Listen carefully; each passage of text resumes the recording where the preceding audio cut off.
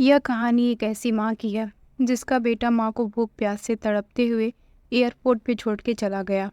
फिर माँ बनी करोड़पति। आखिर कैसे? और फिर माँ ने दी अपने बेटे को बुरे कर्मों की सजा। एयरपोर्ट पर एक सफाई कर्मचारी सफाई कर रहा था। उसने देखा बूढ़ी औरत काफ़ी देर से एक जगह पे बैठी हुई है और वह बार बार अंदर की ओर देखे जा रही है। उस औरत को बैठे बैठे कई घंटे हो चुके थे, लेकिन ना तो उसे कोई लेने आया और ना ही उसके साथ किसी को सफाई कर्मचारियों ने देखा था। वह सफाई कर्मचारी श्याम जब सुबह अपनी ड्यूटी पर आया, तब उसने उस बूढ़ी औरत को वहाँ बैठे देखा था और अब उसकी लंच का समय हो चुका था। लेकिन अब तक वह बूढ़ी औरत वहीं बैठी थी और लगातार सूनी आंखों से एयरपोर्ट में अंदर की तरफ देखे जा रही थी, मानो किसी का इंतजार कर रही हो। उस बुजुर्ग महिला को उस अवस्था में देखकर सफाई कर्मचारी को उस पर तरस आ गया और वह बूढ़ी औरत के पास जाकर कहा, अम्मा जी, आप कहाँ जाएंगे? यहाँ आप किसका इंतजार कर रही हैं? क्या कोई आपको लेने आ रहा है? श्याम के सवाल पे बूढ़ी औरत बोली, महेश, मेरा बेटा अभी अंदर गया है। पता नहीं उसे क्यों इतना समय लग रहा है। तुम जाकर अंदर पता कर सकते हो क्या कि वह अभी तक क्यों नहीं आया? दरअसल मैं अपने बेटे के ही साथ यहाँ आई हूँ। वह मुझे अपने साथ मुंबई लेके जा रहा है। अगर हो सके तो मेरे बेटे को बुला दो। वह अंदर गया है। पता नहीं कैसे इतना समय लग गया, शायद आधा ही होगा। तब श्याम कहता है, अम्मा जी, आपका बेटा जब आ जाएगा तब आप उसके साथ चली जाना। अगर आपको भूख लगी हो तो मैं आपके लिए कुछ खाने को ले आऊँ? वह बुजुर्ग औरत हाथ जोड़कर मुस्कुराती हुई बोली, नहीं बेटा, तुम्हारा बहुत बहुत धन्यवाद जो तुमने मुझे खाने के लिए पूछा तो सही। लेकिन तुम परेशान मत हो, मेरा बेटा किसी भी समय आता होगा और अगर मैं उसे यहाँ नहीं मिली तो वह परेशान हो जाएगा। इसीलिए मैं यहाँ से कहीं नहीं जाना चाहती। श्याम समझ चुका था कि अब इस वृद्ध माताजी का बेटा कभी वापस नहीं आएगा। वह बोला, माँ जी, बुरा मत मानिए, लेकिन यहाँ रोज़ तीसरे दिन ऐसा कोई ना कोई मिल ही जाता है जिसका बेटा या बहू या उसके बच्चे उसे यहाँ छोड़कर चले जाते हैं। और यही नहीं, कभी मंदिर में, कभी सड़कों पे। ऐसे ही आजकल के बच्चे अपने माँ बाप को कहीं भी छोड़कर चले जाते हैं। इस पर वो अम्मा जी थोड़ी नाराज़ होती हुई बोली, नहीं बेटा, तुम ऐसा कैसे कह सकते हो? क्या तुम मेरे बेटे को जानते हो? फिर तुम यह कैसे कह सकते हो कि मेरा बेटा मुझे यहाँ छोड़कर चला गया है? यदि तुम सच में मेरी मदद करना चाहते हो तो अंदर जाके देखो, वह अंदर ही कहीं होगा। श्याम अंदर जाकर देख कर आया और आकर बोला, देखो माँ जी, मैंने आपसे पहले ही कहा था, आपका बेटा अंदर कहीं नहीं है। यह सुनकर वह थोड़ी परेशान हो गई। फिर भी वह खुद को समझाते हुए बोली, कोई बात नहीं, हो सकता है कुछ काम आ गया हो, थोड़ी देर में आ जाएगा। अब श्याम भी वापस अपने काम में लग गया और अब धीरे धीरे शाम ढलने लगी और श्याम अपने घर जाने को था। अंधेरा होने लगा और एयरपोर्ट पर लाइट से भी चली गई थी। अब गर्मी कुछ कम थी। शाम के समय थोड़ी थोड़ी सर्दी पड़ने लगी थी। बेचारी बूढ़ी औरत अपनी साड़ी के पल्लों से खुद को ढकने की कोशिश कर रही थी। श्याम एक भला आदमी था। उसने उस वृद्ध महिला के पास आकर कहा, माँ जी, आपका कुछ नाम पता आपको पता है? वह महिला बोली, बेटा, मेरा नाम आरती देवी है और मैं अपने बेटे के साथ यहाँ आई हूँ। दरअसल वो कुछ दिन पहले ही मुझे गांव से यहाँ शहर अपने साथ लेकर आया था और अब बड़े शहर में उसका तबादला हो गया है और वह मुझे अपने साथ लेकर वहीं जा रहा है। कब से उसका इंतज़ार कर रही हूँ पर नहीं आया। सफाई कर्मचारी ने उनके साथ कोई ज़बरदस्ती नहीं की। बोला, माता जी, यदि आपका मन हो तो आप मेरे साथ मेरे घर चल सकती हैं। मेरे परिवार में मेरी पत्नी और 2 बच्चे हैं। अगर आप चाहे तो सुबह यहाँ वापस आ जाइएगा।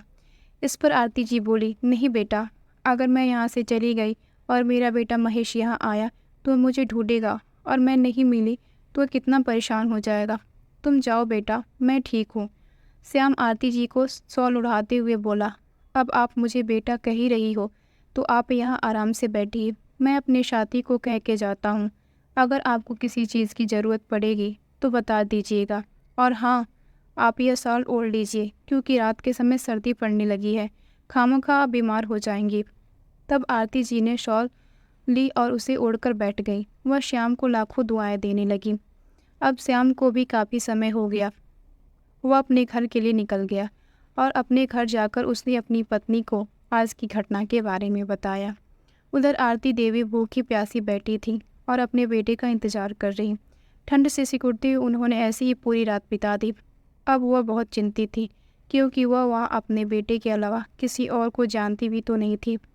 एक श्याम ही था जिसने आगे बढ़कर मदद देना चाहा, लेकिन अब वो भी नहीं था। बेचारी पूरी रात ठंड में ऐसे ही बैठी रही। अगली सुबह जब श्याम वापस अपने काम पर आया तो उसने देखा कि आरती जी अभी भी वहीं बैठी थी। श्याम ने आते ही सबसे पहले उनसे बात की और पूछा, अम्मा जी, अभी तक आपका बेटा वापस नहीं आया क्या? नहीं बेटा, पता नहीं मेरा बेटा कहाँ चला गया, रोती रोती आरती जी ने बोली। तो श्याम ने उन्हें पानी पिलाकर शांत किया और बोला, अम्मा जी, मैंने आपसे नहीं कहा, लेकिन मुझे कल ही शक हो गया था। आप मानो या ना मानो, आपका बेटा आपको यहाँ छोड़कर हमेशा के लिए चला गया है और अब वह आपको लेने कभी वापस नहीं आएगा। यह सुनते ही आरती जी ज़ोर ज़ोर से रोने लगी। उनकी हालत देखकर श्याम को उन पे बहुत तरस आ रहा था। उसने कुछ न कहा और सोचने लगा कि अब शायद यह माताजी अपने किसी जानकार के यहाँ या फिर अपने घर वापस लौट जाएंगी। श्याम अपना काम करने के लिए चला गया और आरती जी वहीं बेंच पर बैठी बैठी रोती रहीं और अचानक बेंच से गिर पड़ी तो वहाँ लोगों की भीड़ लग गई और आसपास के सभी लोग वहाँ आने लगे। लोगों की भीड़ को देखकर श्याम भी वहाँ आया। एयरपोर्ट के अन्य कर्मचारी भी वहाँ एकत्रित हुए थे। श्याम ने आकर देखा कि आरती जी नीचे ज़मीन पे गिर गई थी। वह थोड़ा घबरा गया। उसने तुरंत उठाया और फिर बेंच पे लिटाया। इतने में एयरपोर्ट के और कर्मचारी वहाँ उपस्थित एक डॉक्टर को ले आए, जिसने आकर कहा कि वह औरत कमजोरी के चलते बेहोश हो गई हैं। पानी की छींट मारकर उन्हें होश में लाने के बाद सभी अपने अपने काम पे लग गए और श्याम ने उनसे पूछा, माँ जी, आप बेहोश कैसे हो गई? डॉक्टर ने बताया, कमजोरी हुई थी। क्या आपने कल से कुछ भी नहीं खाया? आरती जी ने ना में गर्दन हिलाते हुए कहा, बेटा, मैं तो यहाँ अपने बेटे के भरोसे ही बैठी थी। मुझे क्या पता था कि वह मेरे साथ ऐसा ही करेगा। मेरे पास एक पैसा भी नहीं था जो मैं कुछ खरीद भी पाती। श्याम को उनकी दशा पे और ज़्यादा तरस आ रहा था। वह बोला, माँ जी, आप मेरे साथ चलिए, पहले कुछ खा लीजिए, फिर कुछ बात कीजिएगा। श्याम आरती जी को लेकर वहीं पास में एक कैंटीन में लेकर पहुंचा और उसने आरती जी के लिए खाना मंगवाया। अब उसने उनसे बातों बातों में जानने की कोशिश की। वह बोला, माँ जी, आप कब से यहाँ बैठी थी? अब जब आपको पता चली गया है कि आपका बेटा आपको लेने वापस नहीं आएगा, तो आप अपने घर वापस क्यों नहीं चली जाती? आप अब अपने घर वापस लौट जाना चाहिए। यहाँ आपकी ज़िंदगी और मुश्किल हो जाएगी। आरती जी बोली, बेटा, मैं जाऊँ भी तो कहाँ जाऊँ? मेरे बेटे ने मुझे किसी लायक नहीं छोड़ा। मतलब? चौंकते हुए श्याम ने कहा। तो आरती जी ने बताया कि विदेश जाने से पहले उनका बेटा जब उन्हें गांव लेने आया था तो उसने कहा था, माँ, अब मैं आपको हमेशा के लिए अपने साथ ले जाने आया हूँ, चलिए मेरे साथ। और अब हमारा वापस आना नहीं होगा तो हम घर को बेच सकते हैं। उसने मेरा घर भी बेच दिया है। अब मेरे पास सड़कों पे रहने के अलावा कोई और चारा नहीं है। यह कहते हुए वो रोने लगी। उनकी दशा देखकर उसे बहुत दुख हो रहा था, पर वह करता भी क्या?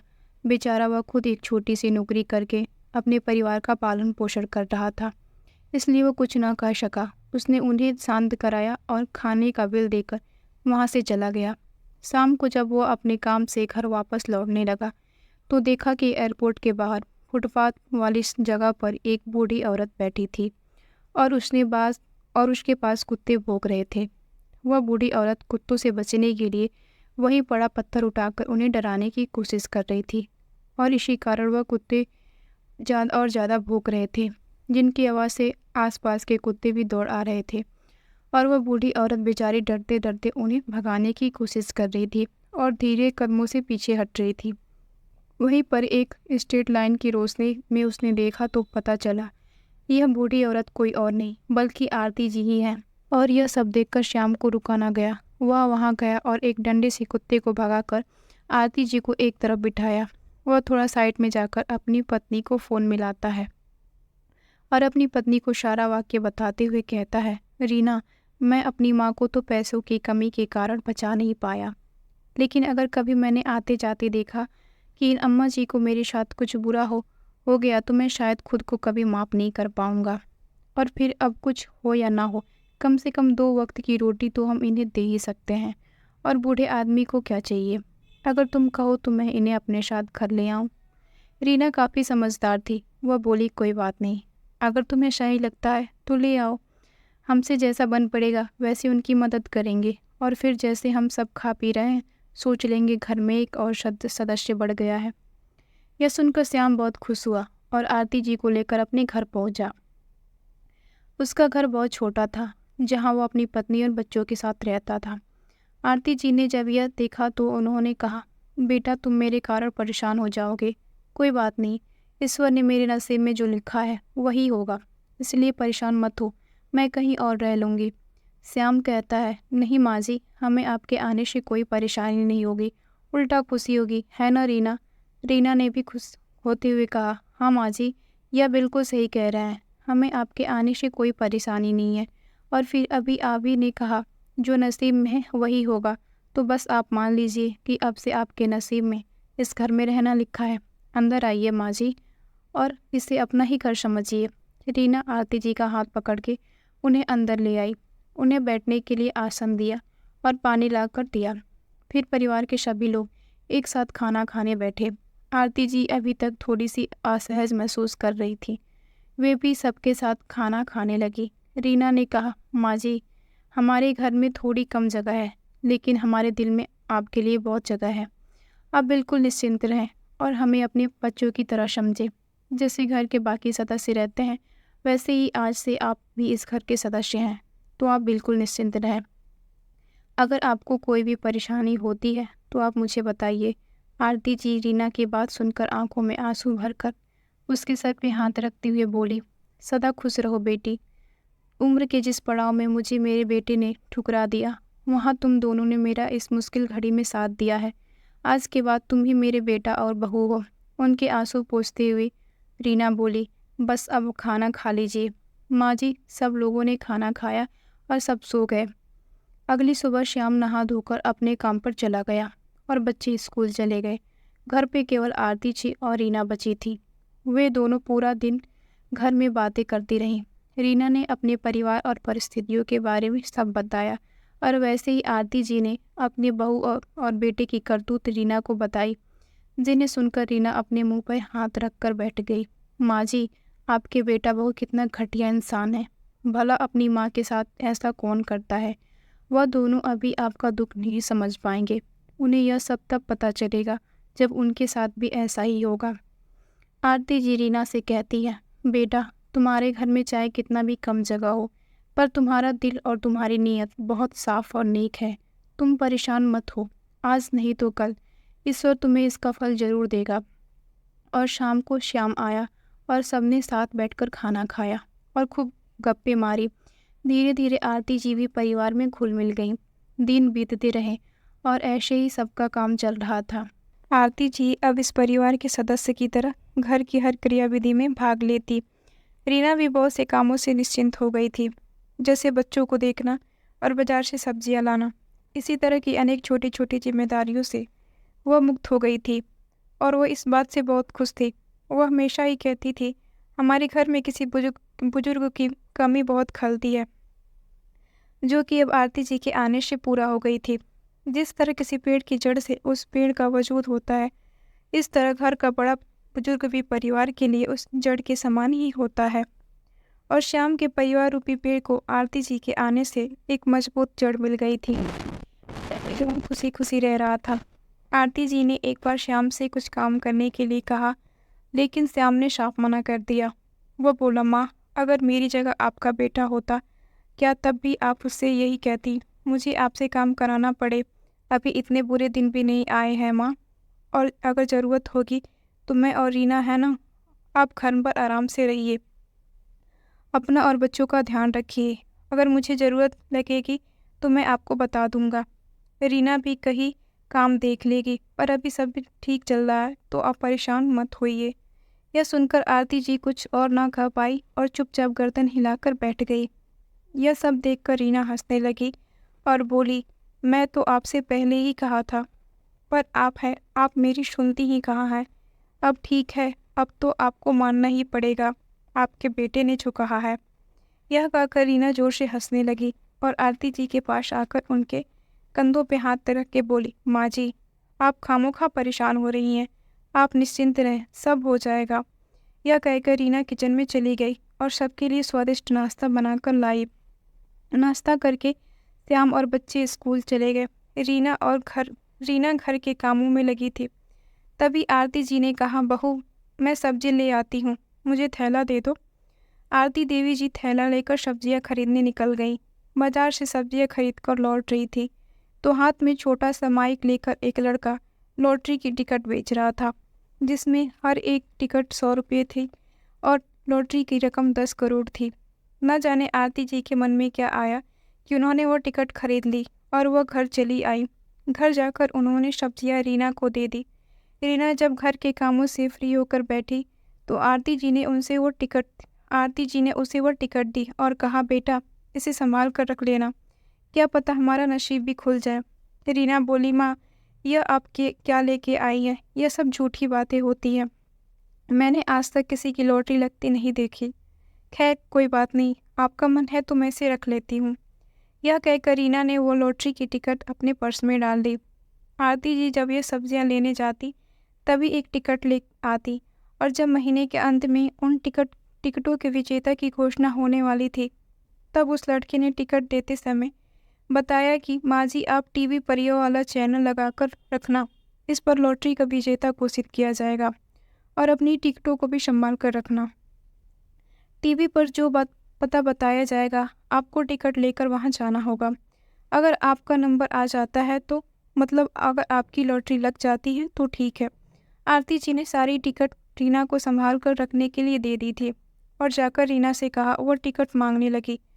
वह बोली, रीना, कल बहुत ज़रूरी दिन है बेटा, कल लॉटरी का विजेता घोषित किया जाएगा। इस बारे में रीना या आरती जी ने श्याम को नहीं बताया था और आरती जी ने इस बार भी रीना को रोक दिया। वह बोली, रीना, रहने दो, जब लॉटरी लग जाएगी तब बता देंगे, और अगर नहीं लगी तो सोच लेंगे हमारे इतने पैसे बर्बाद हो गए। बेटा, खामखा अगर श्याम ने भी उम्मीद लगा ली तो उसे बहुत दुख होगा, इसलिए रहने देते हैं। रीना भी मान गई और दोनों श्याम के जाने के बाद टीवी खोलकर बैठ गई और लॉटरी का विजेता घोषित किया जाना था। रीना आरती द्वारा लाई गई 5 टिकटें अपने सामने रखकर बैठ गई और जैसे जैसे लॉटरी का विजेता घोषित किया जा रहा था वैसे वैसे वह उन टिकटों को चेक कर रही थी। लॉटरी के 3 विजेता घोषित होने वाले थे।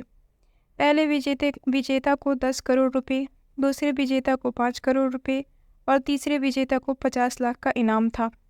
आरती जी और रीना दोनों ही हाथ जोड़कर बैठी थी और ईश्वर का नाम लिए जा रही थी, इस आस में कि उनकी लॉटरी लग जाए।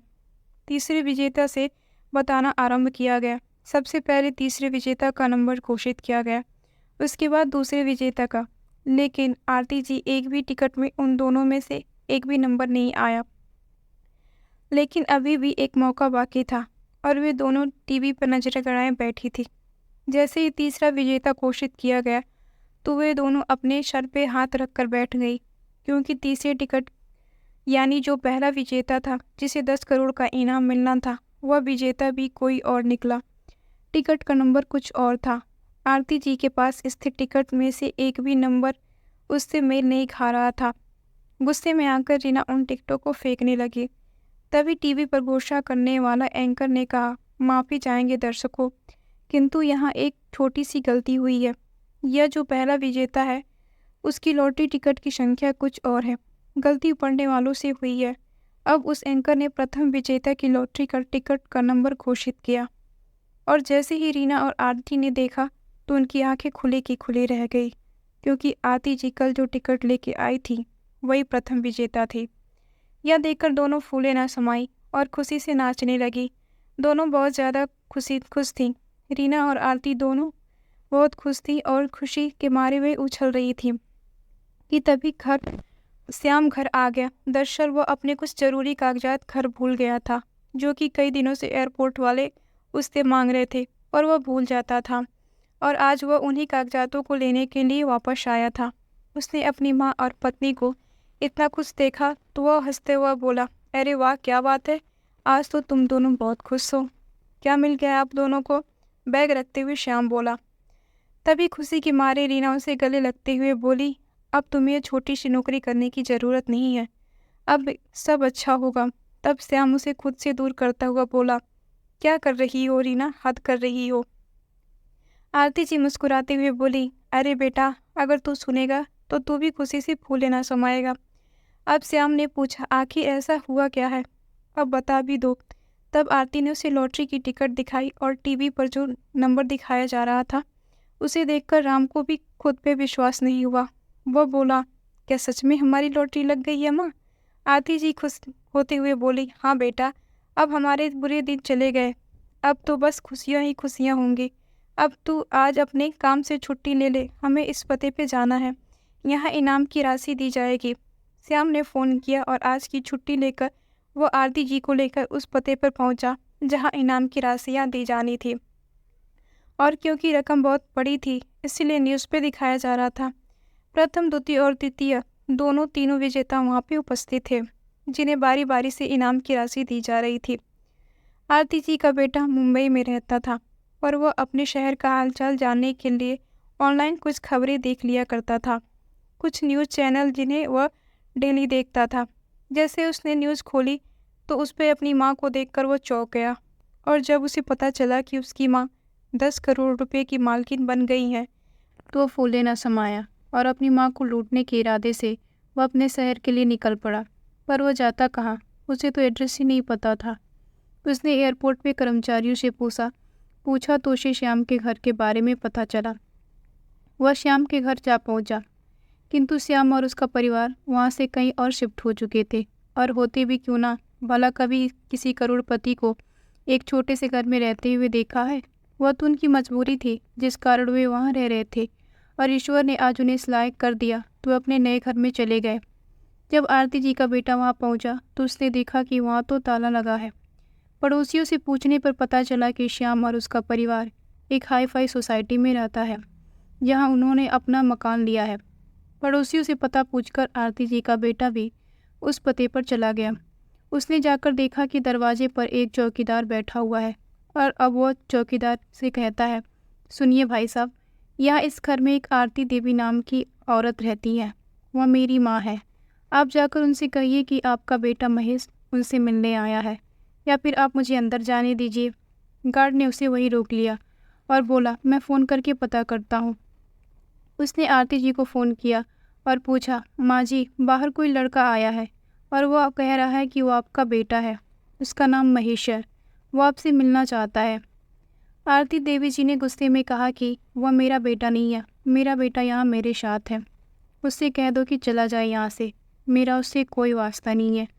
आरती जी के मना करने के बाद चौकीदार ने उसे वहीं रोक लिया, और जब वो मन ही मन सोचने लगा कि वो किस तरह अपनी माँ से मिले और किस तरह वह उन्हें मनाएगा, क्योंकि अब वो समझ चुका था कि उसकी माँ उससे बहुत नाराज़ है, जिन्हें मनाने के लिए उसे कुछ तो करना पड़ेगा, जिसके लिए उसने एक प्लान बनाया। वह चौकीदार जब वॉशरूम गया तो महेश चुपके से घर के अंदर आ गया और अंदर आके चिल्लाने लगा, माँ, माँ, कहाँ हैं आप?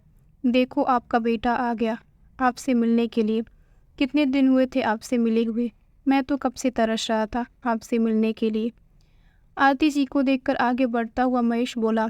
जैसे ही वो आरती जी को गले लगने को हुआ, आरती जी ने उसे धक्का देकर खुद से दूर किया और श्याम को आवाज़ लगाई। श्याम अपने कमरे से दौड़ता हुआ आया। क्या हुआ माँ, आप क्यों चिल्ला रही हो, आप ठीक तो हो? तब आरती जी ने अपने बेटे की तरफ उंगली करते हुए कहा, श्याम, इस नालायक को घर से निकाल दो, मुझे इसकी शक्ल भी नहीं देखनी। श्याम नहीं समझ पा रहा था। तभी आरती जी का बेटा फिर से माँ माँ करता हुआ उनके पैरों में लिपट गया। तब श्याम समझा। श्याम उसे उठाता हुआ बोला, तो तू है वो नालायक और कमीना बेटा, जिसने अपनी माँ को तड़पने के लिए एयरपोर्ट पे छोड़ दिया, जिसने ये भी नहीं सोचा वह कहाँ रहेगी और क्या करेगी, वो अपना जीवन कैसे जिएगी, जिसने उन्हें जीते हुए मरा समझ लिया। आज उसे अपनी माँ की याद आई है। तुझ जैसे कमीने को तो मैं बहुत अच्छे से जानता हूँ, और तू यहाँ किस इरादे से आया है मैं वो भी जानता हूँ।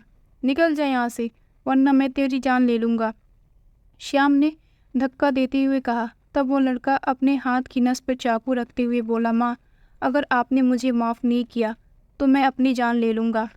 आरती जी उसे इस तरह देखकर बोली, तुझ जैसा स्वार्थी कभी अपना जान नहीं ले सकता, केवल दूसरों की जान ले सकता है। मैं अच्छे से जानती हूँ कि तू यह सब ड्रामा किस लिए कर रहा है। तब उस लड़के ने अपनी गर्दन पे चाकू रखते हुए कहा, माँ, मैं आपका ही बेटा हूँ और अब से आपके ही साथ रहूँगा। और अगर आप इस बात के लिए नहीं मानी तो मैं खुद को मार के आप लोगों को अपने हत्या के जुर्म में फंसा दूँगा। या तो मुझे यहाँ रहने दो या फिर मुझे इनाम के पैसे दे दो, मैं यहाँ से चला जाऊँगा। श्याम ने जैसे उसे धक्का देने के लिए हाथ आगे बढ़ाया, वैसे ही उसने श्याम को खींचकर उसकी गर्दन पे चाकू रख दिया और आरती जी को धमकी देने लगा, अगर आपने मुझे इनाम के पैसे नहीं दिए तो मैं इसे जान से मार दूंगा। आरती जी श्याम की जान को खतरे में देखकर घबरा गई और बोली, नहीं नहीं, मेरे बेटे को कुछ मत करना, मैं तुम्हें जितनी भी रकम है वह देने के लिए तैयार हूँ। ऊपर खड़ी हुई रीना यह सब देख रही थी, जिस पर आरती जी के बेटे महेश का बिल्कुल भी ध्यान नहीं था। रीना ने तुरंत पुलिस को फ़ोन किया और सारी घटना की जानकारी दी। आरती जी ने श्याम की जान बचाने के लिए रीना को आवाज़ लगाई और कहा, बहू, घर में जितने भी पैसे और गहने हैं सब भर लाओ, मुझे मेरे बेटे की जान से प्यारा और कुछ नहीं है। तब यह सब देखकर महेश शैतानी मुस्कुराहट लाते हुए बोला, अरे वाह, बड़ा प्यार है माँ बेटे में, अपने सगे बेटे से इतनी नफरत और इस पराये से इतना प्यार। तब आरती जी बोली, सब कुछ तेरे कर्मों के कारण है, जरूरी नहीं अपना खून है तो वह सगा ही है या वही अपना ख्याल रखेगा। तूने तो मुझे मरने के लिए छोड़ दिया था, उस वक्त मेरा यही बेटा था जिसने मेरा साथ दिया, तो भला मैं आज इसे यहाँ मरने के लिए कैसे छोड़ सकती हूँ। महेश इन सब बातों में लगा था और क्योंकि रीना ने पुलिस को फ़ोन करके सारी स्थिति बता दी तो पुलिस ने भी चुस्ती दिखाते हुए तुरंत कार्रवाई की। वह समय से पहले वहाँ आ पहुँचे और सभी लोग इतने धीरे धीरे अंदर आए कि महेश को अंदाज़ा ही नहीं हुआ कि कब उसके सर पे पुलिस इंस्पेक्टर ने गन तान दी और तभी एक कांस्टेबल ने आकर उसके हाथ से चाकू छीन लिया और महेश को पकड़ के पुलिस वाले ले गए और उसे जेल में डाल दिया। सबूत का कोई अभाव नहीं था क्योंकि पुलिस वालों ने उसे रंगे हाथों पकड़ा था, किसी की जान लेने की कोशिश करते हुए, जिसके कारण महेश को उम्र कैद की सज़ा हुई और आरती जी अपने बेटे श्याम और बहू रीना के साथ खुशी खुशी रहने लगी। अब वे अपना जीवन बहुत सुखी सुखी व्यतीत कर रही थी। शायद यह श्याम और रीना के कर्मों का फल था जो उन्हें मिला। उन्होंने एक की मदद की और ईश्वर ने फलस्वरूप उन्हें इतना बड़ा तोहफा दे दिया। दोस्तों, ज़रूरी नहीं है कि अपना खून है तो केवल वही आपकी सेवा कर सकता है या आपका ख्याल रख सकता है। कई बार पराये रिश्ते इतने पास हो जाते हैं जितना आपके अपने रिश्ते भी नहीं हो पाए। खून के रिश्ते होने से ही सब कुछ नहीं होता। इंसान के मन में दूसरे व्यक्ति के लिए जब तक प्रेम भावना ना हो तब तक वह रिश्ता किसी के लिए अच्छा नहीं होता। स्वार्थी व्यक्ति किसी का सगा नहीं होता, चाहे वह उसके लिए अपने ही क्यों ना हो। आज श्याम पराया होकर भी आरती के लिए सगे लड़के से भी बढ़कर हो गया और महेश सगा होकर भी दूर हो गया। तो आज की यह कहानी आप सभी लोगों को कैसी लगी, नीचे कमेंट बॉक्स में लिखकर मुझे ज़रूर बताइए। अगर आपको यह कहानी अच्छी लगी तो प्लीज़ इसे लाइक करें और मेरे चैनल पर नए हैं तो सब्सक्राइब करें। धन्यवाद।